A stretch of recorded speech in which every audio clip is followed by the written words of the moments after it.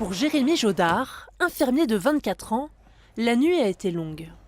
Je viens de finir 12 heures de garde de nuit et là je vais enfin pouvoir me reposer. À un détail près, Jérémy n'est pas chez lui.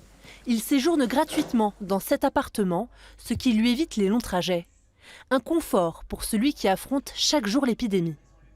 Je prends moins de risques parce que je suis à moins de 5 minutes de l'hôpital et je vais me reposer directement. Donc c'est vraiment un confort de pouvoir se reposer assez rapidement et se reposer avant d'enchaîner une autre garde. Nous avons contacté la propriétaire de cet appartement. Pour elle, mettre à disposition son logement est une évidence. Les soignants en ce moment font preuve d'un grand courage et que toute la population française a vraiment besoin d'eux. Et c'est une manière que j'ai de participer. Et je pense que si chacun fait ce qu'il peut, ma foi, et fait preuve de solidarité, on peut donner le meilleur de nous-mêmes collectivement. Pour prêter son appartement, c'est simple. Il suffit de s'inscrire sur Internet.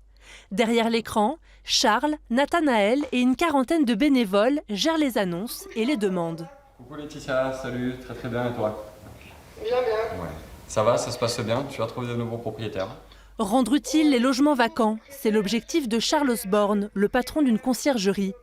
Il gère des résidences secondaires, aujourd'hui vides.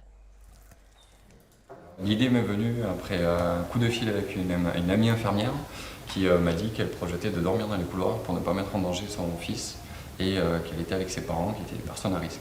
Du coup, j'ai appelé tous mes propriétaires et je leur ai demandé s'ils voulaient bien mettre à disposition gratuitement leur logement pour le personnel soignant. Et ça marche. En Occitanie, une centaine de logements est mis à disposition du personnel médical.